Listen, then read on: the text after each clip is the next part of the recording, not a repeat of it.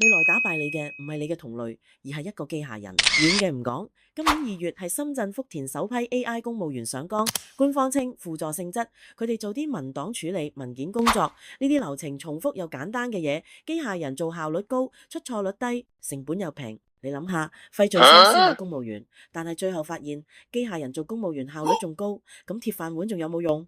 其實鐵飯碗呢個詞可能早就已經被打爛啦。我哋父母嗰代最中意講嘅呢，就係鐵飯碗。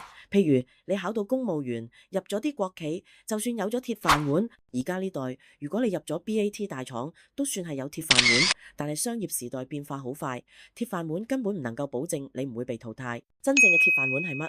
係終身學習。你考到好多個 A 或者 DSE，有好多個5星，入咗好公司，唔代表永遠安全。中年危機，大公司裁員，而家仲有 AI 公務員上崗，呢啲都係警號。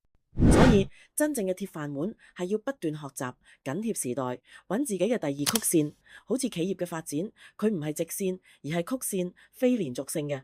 人生都係咁，唔可以停步。面對中年危機，最正確嘅做法就係保持學習心態，好奇心，終身學習。當 AI 時代嚟到，所有人都要重新起跑。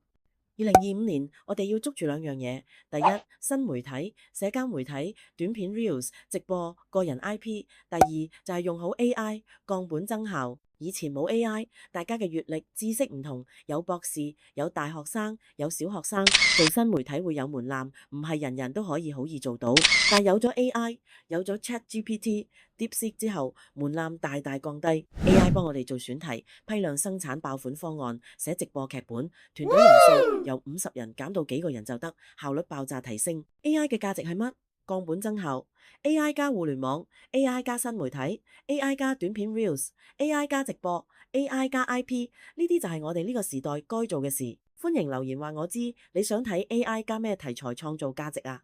未來10年、20年可能淨係得2種人，一種係駕馭 AI 用好 AI 嘅人，另一種係被 AI 淘汰嘅人。你想做邊種呢？我就要做駕馭 AI 嘅人啊！你覺得呢條片有用嘅話，記住 like 呢條片，因為咁樣可以幫你更容易揾翻呢條片重溫重點。最後，如果你都想了解更多點樣用 AI 工具幫你賺錢，可以點入描述欄嘅連結去睇更多相關資訊啦。